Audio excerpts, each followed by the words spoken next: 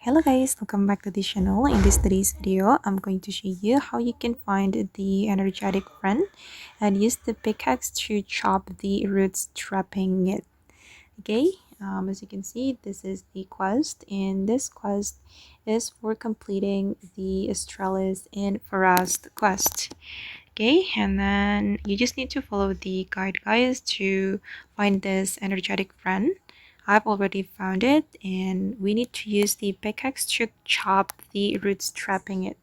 Okay, I'm going to go to this menu and equip the pickaxe, and then we need to chop the root.